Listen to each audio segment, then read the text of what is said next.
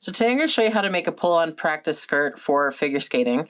It's basically 3 pieces. There's the skirt, there's the brief or the panty, and then there's the waistband yoke. So I've actually started by doing an applique on the skirt. I just wanted like a little fun little applique over one hip.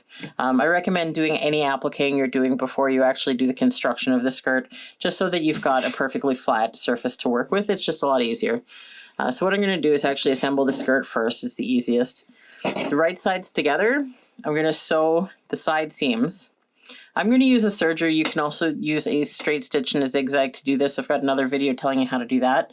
But basically, I'm going to sew this at a medium length, at a medium width, and I'm not going to stretch it as I go, because it doesn't need to stretch. No one's really pulling on their skirts, and we don't want to have the big ruffle that stretching it would leave it with, because this is going to be a free hanging seam.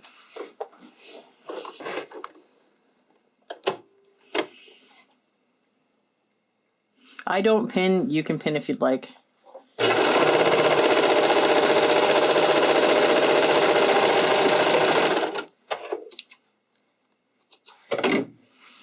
I go to the other side, make sure nothing's flipped and I've still got the skirt as it's supposed to be.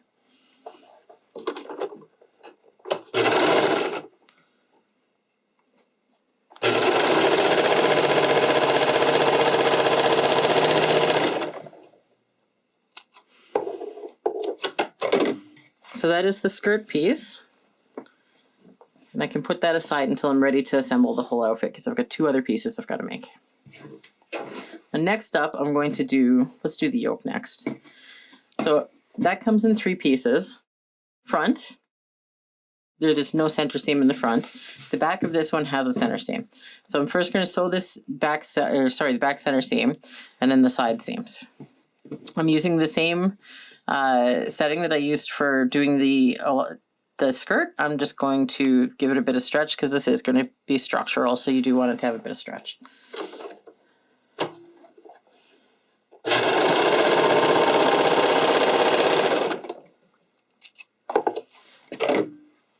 And I'll put that down on top of this, and I'm keeping the 2 straight sides up, whereas the 2 like skirt curve lines are going to be facing the same direction bottom. So I'm sewing the side seams now.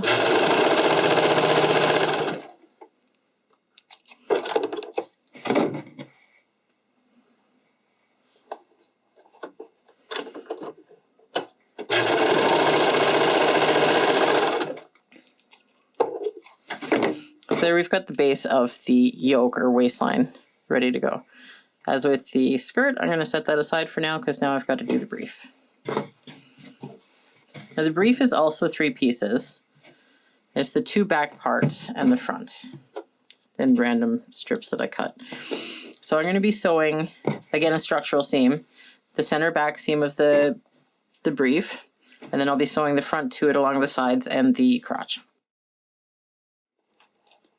Because this is structural, I'll be giving it a bit of stretch as I sew it also.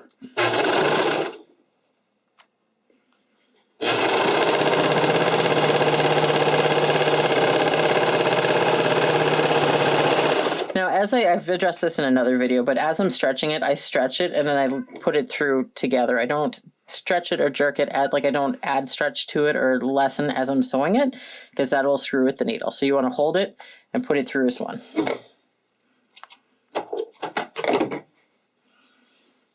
So there's the back of the brief. This is the front of the brief. So I got the right sides together. And I like to just sew one continuous strip. I actually cut these 2 long, so let me just trim that out. Usually when I pattern, I like to have a little bit of an overhang here where they cross over, just because a lot of times there's an overhang and it's not, or there's not enough of an overhang, it doesn't look good. I forgot to trim this. So basically when I sew this, the front side is a bit longer, but because this tapers into a shorter side seam, it matches up at the seam. So let's start that again. We are going to sew the side seam. So you'll line up the edges at the top edge of the brief. And again, because it's structural, you're going to give it a bit of a stretch. Now see, as you see here, there's that overlap where the side lengths don't match up, but at the point where the seam hits it, that matches up.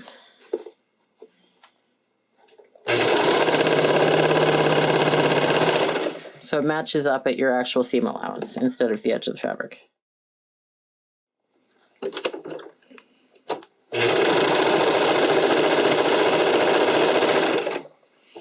And then when I come to this side, I leave just a little bit of overhang so that it matches up at the seam allowance.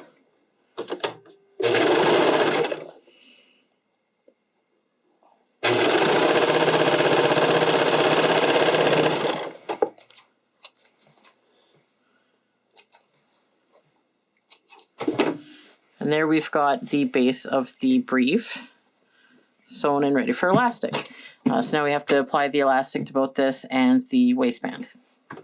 So I'm going to show you how to put a waistband elastic in when you're using a narrow waist right now. This is going to be a practice skirt, a pull-on practice skirt for skating. So like that, or for, you know, small tights for small kids. A lot of the times I'll use just the 3/8 inch elastic or 1/2 inch elastic for their waist, because they don't need the big, like 1 inch or 1.5 inch like this. You know, like that's a big hefty elastic. It's not needed. So what you're going to do for this doesn't need to have a whole lot of stretch. It doesn't need to really suck you in. In fact, you don't really want this to be a really tight elastic because it's going over tights and you don't want it to pinch. So I usually go just very slightly shorter than what the actual waistband is. So this is the waistband as it is. So I'll measure it to the actual size here, fold it over in half. I'm being very clumsy today, and cut it. So now what happens is that this is about the length of the top of this where the elastic's going in, and where it's going to lose some of the stretch is when I overlap it. So it'll be slightly smaller in that case. The next thing you want to do is find the center front. You just put the side seams together, and there's your center front. And I'll just mark it with a pin. Likewise, I'm going to take the elastic, and this is just me. You can start at any side because it's going to be an even stretch the whole way for this type of elastic application. I just like to have the seam, I guess the folder of the elastic to be in the center back because it's least noticeable there. So now that I've found the center front of the elastic, or the center point of the elastic, I should say, I'm going to pin it right to the center point of the front of the yoke, like that. I just pinned that to the right side of the fabric. I don't know why I did that. You're going to pin it to the wrong side of your fabric. See, I've been sewing for 30 years, spandex, and I can still do really dumb things sometimes. So anyways, we're going to be starting at the center back seam, which is directly opposite the center front. So just making sure that your elastic isn't flipped at any point. Just hold it up to that center back. And using a medium or medium wide zigzag or serger, I'll be using the serger, set to a wide stitch. You're just going to find where your foot pedal is. Stitch a few. And then you're going to hold this and basically find the halfway point like this. Like you're going to just stretch everything so it all meets. And then hold it to itself. And then you're stretching the whole thing together before you actually stitch, and just hold it the same degree of stretch the whole way. Don't be adjusting your stretch as you go. As you get to that spot, you can let up, stretch to the pin, like holding the pin, stretch it all out. As you get close, make sure you take the pin out because you do not want to serge over that. And then you're going to take the end of it and hold it just slightly overlapping the start point. Pull it all out like that and continue along.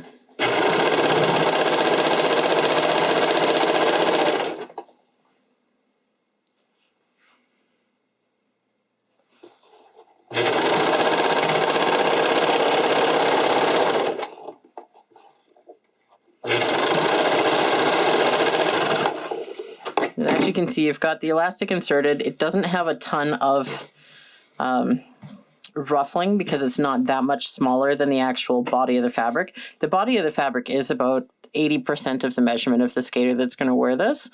So it already has some degree of stretch. So when it's being worn, it's stretched out. Like I said, this is going to be minimally what's the word I'm looking for? It's just not going to suck you in a lot. Like it doesn't need a lot of strength. It doesn't need a lot of hold. It just keeps it up, basically. So now you're going to want to flip that. Swap my machines. So I've got my sewing machine set up with a wide zigzag and a medium wide stitch length. You can fold this one of two ways. I prefer to do it so that the right side's facing up. And what I do is I cup my fingers underneath it so I can guide everything flat. You basically want this part of the fabric tight around the elastic. So if I do this, I can feel from under here. I don't know how to show, but it's like a claw, like I claw it and feed it through. So then as I'm sewing it, it's tight the whole way like that. Otherwise, you can sew with the wrong side up, flip it this way, and then just try and feel as you go that it stays flat. Personally, I find I get a better result from stitching on the top because you can see what's going on. Sometimes if you stitch with the right side down, you might get a ruffle or something that you don't realize is happening. And you won't see that until you're done all the way. So I'm going to do with the right side facing up as I prefer to do it. So holding it tight around the elastic. I'm just going to get my fingers under there, and I'm going to basically feed the stretch the whole way. And these fingers are guiding to keep the elastic tight against that the fabric tight against the elastic. As with most of my sewing, I'm giving it the stretch and feeding it through together because I want this to have a fair amount of stretch. It's going to be going over the hips, it's going to be worn.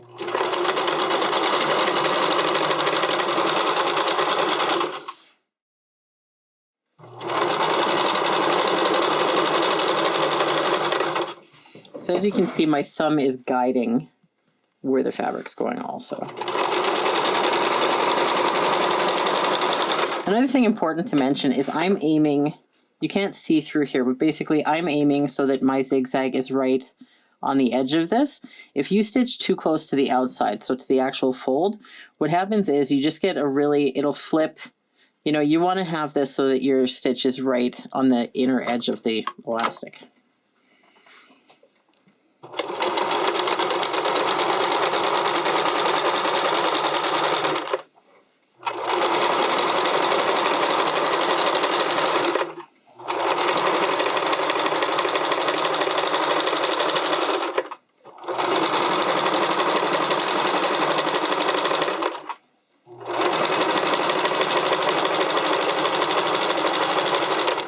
Come to the end and finish it off.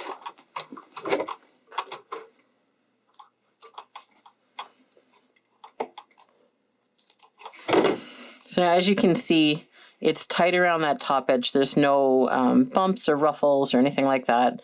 It's just a nice, clean, very durable elastic insertion. So that is the narrow elastic waistband elastic. Okay, so now I'm going to show you how to do an elastic insertion into leg elastic, to leg hole. A lot of patterns you get will tell you exactly how long your elastic needs to be, and I've never really liked any of what they tell you to do, so I freehand it all the time. Basically what I like to do is I'll lay the panty piece out flat like this, and I'll measure from the bottom point when it's laying flat to just above where the seam is with the elastic, and I'll just basically go like that. Okay, then I fold it over, cut that, use that to cut another of the same size, and that's how I determine my leg elastic. Now some people will put the leg elastic in so it's got the same degree of stretch throughout the whole way. I don't do that. I put a little bit more elastic to the front and a little bit less to the back. That cups the butt a little bit better and prevents it from riding up, and it also makes it more comfortable in the front of the leg and into the crotch, so you don't have a lot of pulling, and I find it looks better too. I like to start the first one if you're looking at the panty piece. And now this could just be OCD on my part, but I like starting from this point specifically. So this will be starting as a straightaway here and then gathering the back here. When I do the second elastic, I start from this hip and I start here and I go there. I find that doing the amount of the front first and then seeing what you have left for the back, but easier for me than guesstimating how much I should be leaving for the front. Your mileage may vary. Everyone's brain works differently. That's what works for me. So I'm going to be starting on this side here with the front of the panty piece facing me. You can do this with a zigzag machine or with a serger. I like to use my serger. I've got another video where I talk about using a zigzag machine in general. It's the same basic concept. You're going to stitch on the edge. You're going to stretch it as you go. As you stretch, you pull it first, both directions, before and after the needle, before you start sewing, and you feed it through together. Don't change the degree of stretch at any point while the machine's moving. That's a safety issue. So listen. So I'm using a fairly wide width of a stitch, and I'm using the longest length that it has. And I'm just going to sew about 1 inch to get this tacked down to the front to start. So now what I do is I'll set this up so that this is a little bit shorter than that. I don't have a percentage I go by, I just eyeball it. But if you look at this, basically, if I stretch this to match, it's going to have a little bit of stretch. You know, it'll gather it a little bit, but it's not going to be a ton. I don't like a lot of gathering in the front. So I'm just going to go like this, stretch everything together, and then sew.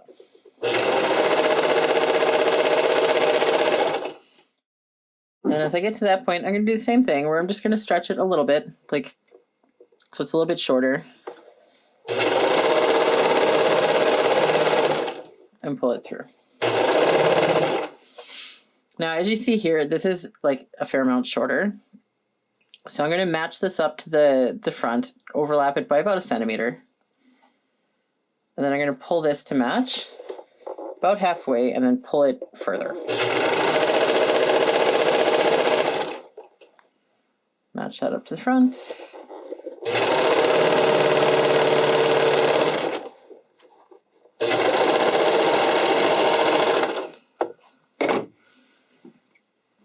So as you can see,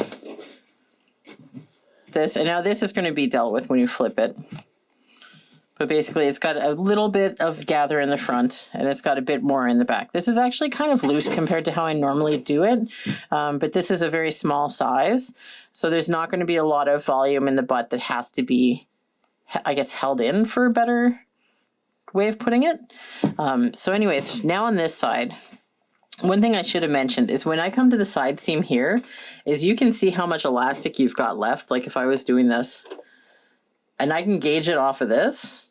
So if you want to start with your back, you can always start at the bottom of the crotch seam here, do your few stitches, and then measure from where your length was there, and then just hold that to the end, and then you'll have the even. I've gotten so, I guess, habitual about how much I leave for the front. I just do the front and then the back.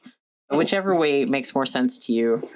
You can measure it and pin it if you want. I can't be arsed to do that. So then we're just going to do the same thing. Stitch a little bit. And this isn't even the halfway point or anything. I basically just grab a spot and aim for, you know, a little bit tighter, like a little bit shorter.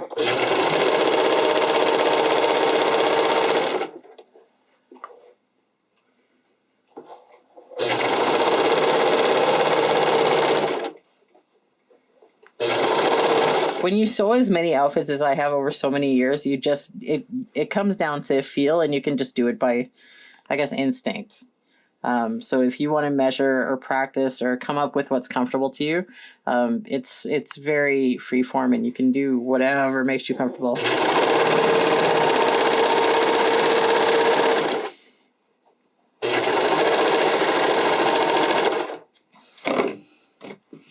So as you see, it's the same degree of stretch both ways. You know, the little bit more gathering in the back. Now we've got to flip it. So there are two ways that you can flip your elastic. Both ways, I'm going to use a wide zigzag and like a medium length. You can sew from the top, so the right side facing up, or you can sew with the right side facing down so that you actually see the elastic and the underside of it.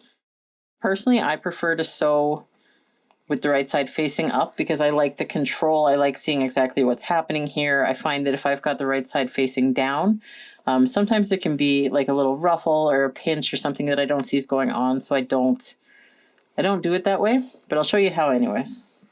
So with the right side up, basically I'm going to hook my fingers under, and it's going to help me guide to keep this spandex tight against the elastic, pulling this way away from the elastic. That's going to give you a nice sharp edge on, well, not sharp, but a nice clean edge on the outside without any rumpling.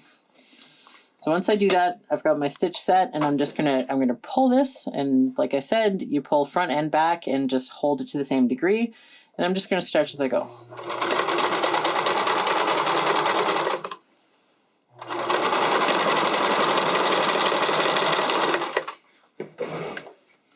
So as you can see, my thumb is guiding where the thread, or sorry, where the fabric goes and holds it tight against that elastic. I'm aiming to stitch on the inner edge of the elastic. So if you see from the outside or from the underside, it's going to be over this part, not closer to the edge. That's going to give you a much better finish, and it's going to just look so much better and be more comfortable.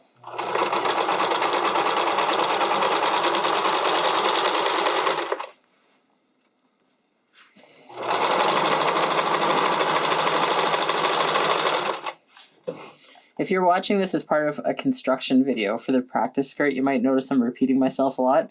I'm all about efficiency, so we're using the same video on an elastic application video and on a skirt video, and I just want to make sure that each video contains all the information. So I might repeat myself, sorry about that if you're watching a video with repetition.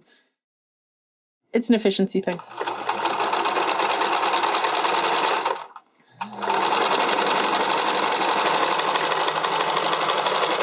If you curl your fingers and push up a little bit, you can see where the end of the elastic is and aim for it.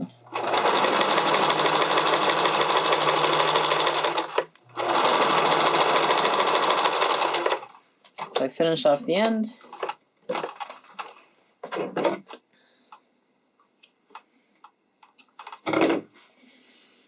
And that's what you've got. So now you see that now that it's being folded over, it doesn't have this happening anymore. And you've got a nice clean elastic application. Now going the other way, I really hope this turns out because I never ever do it this way. But just for the sake of showing it, I guess. You're going to do the same thing where you're making sure that this fabric is pulled tight against the elastic here. You just have to kind of do it blindly from underneath. Instead of using my thumb to do all the fabric guiding, it's my pointer finger underneath. But it's, as far as the stitching goes, it's the same concept. I'm aiming for just over the edge here.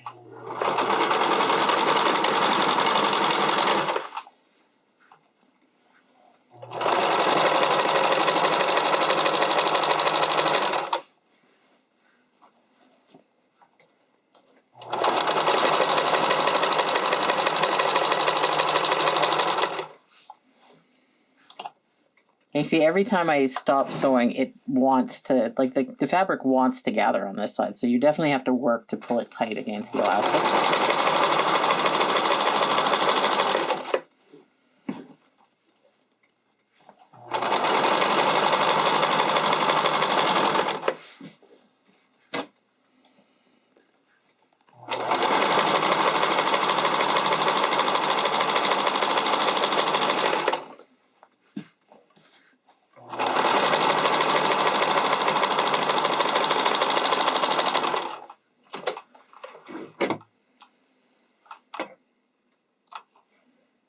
And you just trim the threads.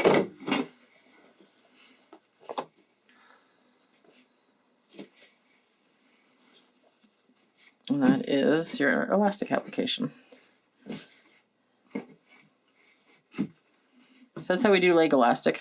Okay, so now I'm going to assemble this practice skirt. And like I said, it's the three pieces. There's the brief, the waist, and the skirt. Now, a big part about this is I don't like pinning things in general, but when it comes to this, it's really a good idea to pin everything together so you can keep everything straight and keep everything distributed well. So what you're going to do to start is on the brief part, you're going to want to find the center front to start. So line up your side seams, pull it out, and that front fold, there, mark with a pin.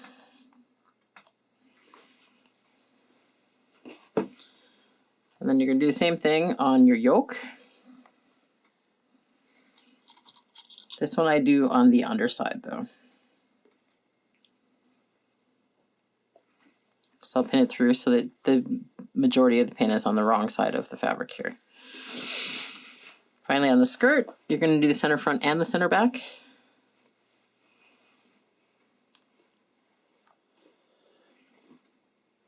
And just make sure everything's very even, that you're not stretching one side. Nothing's contorted. So there's the center back.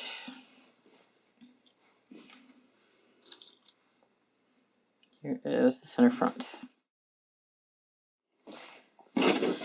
So on your brief, have your front facing forward and the front of your skirt.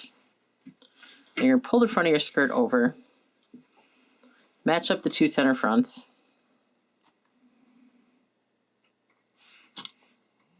Hold them, then pin through that. Then you're going to go to the center back of the brief and the center back pin on the skirt. And where the pin is, you're going to pin that to the center back seam. Because the seam is directly the center back, there's no need to pin it because it's already, I guess, labeled one way or the other. So this is the front. As you can see, you always want to make sure that your front is with your front and vice versa with the back. You don't want the front skirt being sewn to the back of the brief. Always double check. It's a lot easier to fix it now than it is once it's already assembled. So now we're going to take this. And the way you can tell the front from the back on this is there's no center front seam on the front of the yoke, but there is on the center back. So putting that right side down, you're going to match that center pin up with the center front of the bottom and take that pin out and just repin through all of it. Then you're going to take your side seams, and I don't like to have the actual seams facing all in the same direction because I find that really bulky, so I'll vary it. So this, I've got the seam going that way, the skirt I've got the seam going this way. Then the yoke's getting pinned down, so you're lining up all of your seams.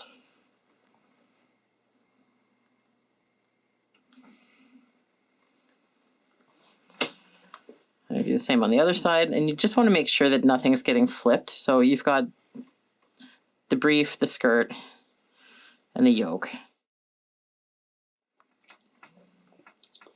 Line up all the seams again.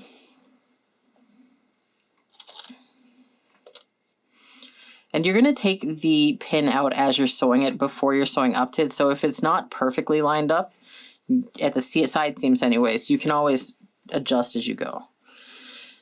And then you turn the whole thing upside down, the yoke. And you're going to take that center back point, line it up with the pin at the center back seam, and pin that. So now you've got pins at the center front, center back, and the side seams. Again, you can use a sewing machine with a straight stitch and then finish the edge with a zigzag. I'm going to use a serger. If you would like to use the sewing machine, straight stitch zigzag, I've got another video for that. Either way works fine. The whole first few years of my career, I did it with a normal sewing machine. You don't need a serger. They're really nice to have. So if you're going to do a lot of it, I do recommend getting a serger. But don't let anyone tell you that you absolutely need to have it. So as this is a structural seam, I'm using, it's 1 to 4 on this one. It's a 3 for me. 4th is the longest, so it's a medium long stitch. Fairly wide, because I like to make sure that I'm going to, just in case anything slips, I like to make sure I'm using a wide structural seam here just to catch, because there's 3 layers involved. So I'm going to sew just a couple, like an inch or so to start, just to sandwich all those layers together and secure them.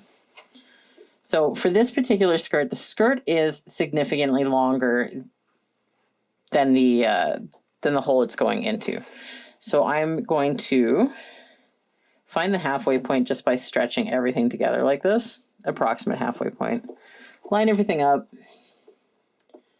Make sure that skirt's still sandwiched in there, and I'm just going to stretch it and sew. Then I'm going to move it, line everything up. Now I'm coming to the first pin. So I'm going to hold that together and take the pin out. don't let go once you take the pin out. You want to keep the centers all even. And then I hold the next pin. And again, stretch just so that that skirt is evenly distributed. Is evenly distributed among the brief and yoke.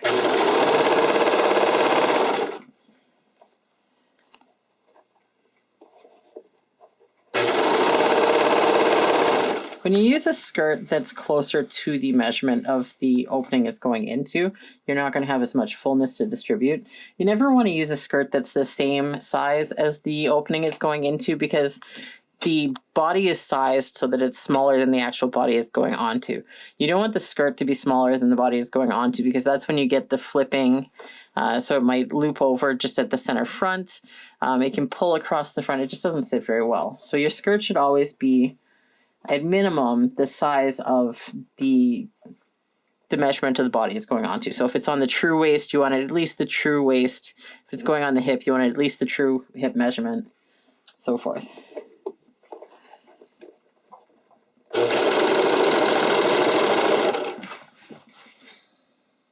Now we're coming up on the center front. Just finish the side seam. Okay, go distribute that skirt fullness.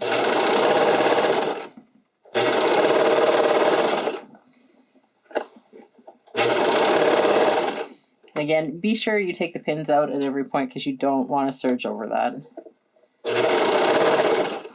It's a little bit safer if it's a sewing machine, but still it's just best to avoid it. My skirt disappeared. Okay, so pull that to match.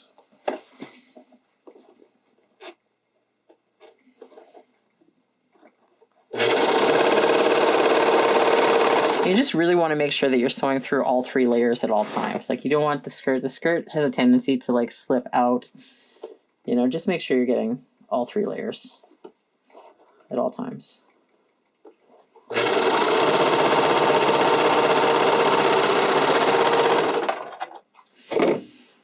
We've got that. And as you can see, the skirt is nicely evenly distributed the whole way.